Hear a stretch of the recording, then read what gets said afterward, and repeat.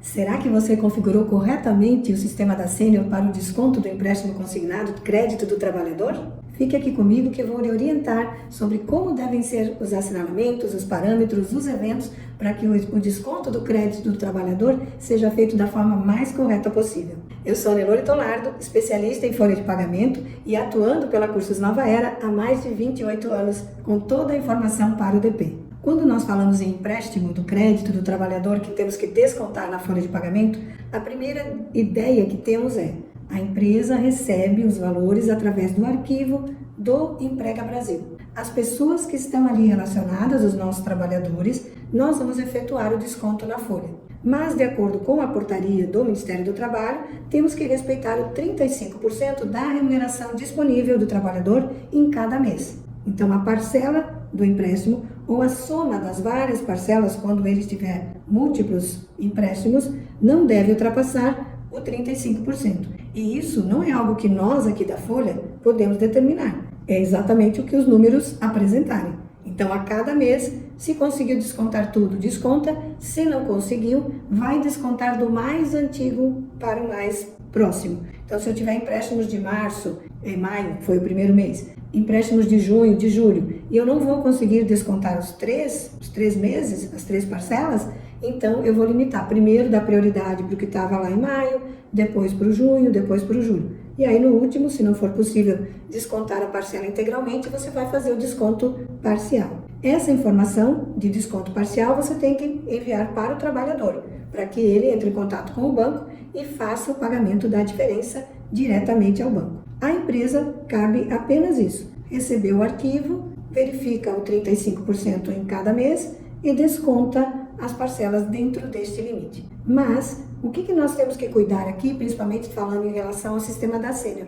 A configuração dos eventos. Como eles vão tratar cada parcela depende do nosso cadastro. Então, o limite do 35% é calculado de acordo com o que você coloca na pasta base de todos os eventos de desconto de parcelas do crédito do trabalhador que você tem ali na sua folha. Então, o que nós temos que ter na base desses eventos? Se o empregado tiver uma parcela, um evento seria suficiente. Mas se eu tiver empregados com 5 empréstimos, 5 parcelas, eu vou precisar de 5 eventos de desconto. Automaticamente, 5 eventos para que, se eu não conseguir descontar a parcela, esse evento receba a diferença, que é o valor que você vai informar ao trabalhador que ele deve procurar o banco para acertar. Então, para cada parcela que eu tenho a descontar, eu tenho que ter um evento para receber a diferença caso ela não seja descontada integralmente. Além disso, na base desses eventos, e todos igualmente terão uma base idêntica, eu devo então montar sobre quais valores eu vou aplicar o 35%. E ali é importante, é a remuneração que é a base de INSS. Então a orientação da portaria é base de INSS do mês. Tudo que eu paguei, tudo que eu descontei, que teve interferência na base, vai fazer o bruto do que é a minha aplicação do 35%. Mas a portaria permite que eu também tenha alguns descontos. Então, descontos de INSS, desconto de IR, desconto de pensão alimentícia, descontos de retenções judiciais podem ser abatidas desta base antes de você aplicar o 35%. Além disso, se nós estivermos em uma rescisão, eu também posso descontar outros valores. Aviso prévio reavido. O empregado pede demissão, não cumpre o aviso, eu vou então reter dele o valor. Esse valor também pode abater da minha base de INSS para fins do 35%. Se eu tiver uma rescisão, término antecipado de contrato pelo colaborador, também vou ter uma indenização que eu estou descontando dele, porque ele não quis cumprir o prazo determinado no contrato. Essa indenização eu também posso abater daquela base do 35%. Mas, numa rescisão, você tem que entender que eu tenho valores a incluir também. 13º proporcional e 13º indenizado, você deve somar na sua base. Eles têm INSS, é o INSS 13º, então por isso, considerando a base de INSS em uma rescisão, eu tenho o normal do saldo de salário, mais a base de INSS 13º, que eu devo acrescentar também. Isso, nos seus eventos, é uma base bastante grande. Você tem que ter isso tudo muito claro ali. E quando eu estiver falando de rescisão, que eu incluí, por exemplo, o 13º, você pode abater também INSS 13º, IR 13º,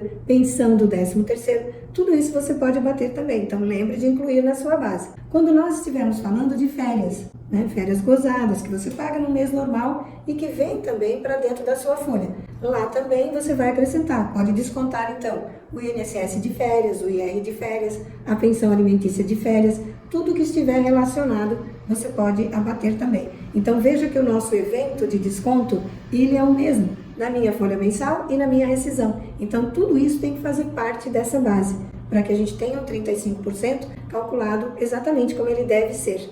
E aí, tanto o empregado como o empregador não estarão prejudicados com este cálculo.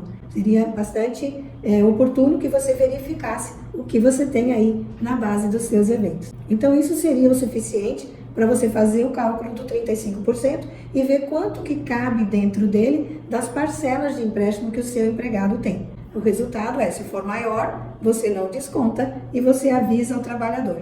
Então, isso não é uma opção nossa. Isso é exatamente cumprindo o que diz a portaria e a lei. Além disso, o que mais nós temos que ter de cuidado? No recibo de férias, eu também não vou mais pagar ao trabalhador aquele recibo, aqueles valores, o valor dos dias das férias integralmente, se ele lá na folha vai ter o desconto da parcela do consignado. Então, você pode determinar aqui no recibo um evento de desconto de provisão dentro do recibo de férias, que seja proporcional às parcelas que ele tem. Então, se ele tem uma parcela de R$1.000 e eu estou saindo aqui 20 dias de férias, se eu realmente não abater nada, se eu não provisionar, lá na folha não vai ter como descontar o R$1.000. Então, você precisa criar um evento de provisão. A Sênior tem toda a orientação de como fazer isso, inclusive de forma automática. O próprio sistema vai verificar qual é o trabalhador que tem empréstimos e vai fazer proporcionalmente o valor da provisão dentro do recibo, evitando que a empresa depois sofra, né, um estouro, que ela vai ter que descontar a parcela e o desconto das férias, do adiantamento, pode prejudicar o líquido do trabalhador. Então, nós temos 2 eventos de provisão que podem ser criados. Esse é o do recibo de férias, eu recomendo que você realmente cadastre e utilize. E o outro é quem faz pagamentos de adiantamentos quinzenais. Então, no adiantamento quinzenal, às vezes você está obrigado por uma convenção a fazer 30%, 40% pagos durante o mês no adiantamento do seu salário. Nesse caso, quando o salário pago no mês seguinte, o adiantamento quinzenal sofre também retenção do imposto de renda. E, nesse caso, se eu pagar todo o valor para ele, chegando na folha, não terá como descontar o 35% que pode ter parcelas até este valor. Então, a gente também recomenda que você crie uma provisão de desconto do consignado dentro do teu adiantamento quinzenal. A Sênior tem uma orientação clara sobre como ele deve ser cadastrado e, neste caso, a única orientação que eu faço é, se você tem no seu adiantamento quinzenal desconto de imposto de renda, então você deve criar também na provisão um menos para o IR mensal, porque esse é o valor que você não está adiantando para ele. Então também não é justo ele pagar imposto de renda sobre o valor que nós estamos deduzindo para reduzir o líquido do adiantamento quinzenal. Aí neste caso, no evento de provisão, você vai colocar um menos para imposto de renda mensal. Não vai fazer esse tratamento lá para a provisão de férias, lá é tudo não, incidência não para o IR de férias, mas no adiantamento quinzenal a orientação é que tenha sim um sinal de menos para o IR mensal nesse evento. Dessa forma, a gente vai estar diminuindo o risco de a folha de pagamento ter estouros por conta do desconto das parcelas do crédito do trabalhador.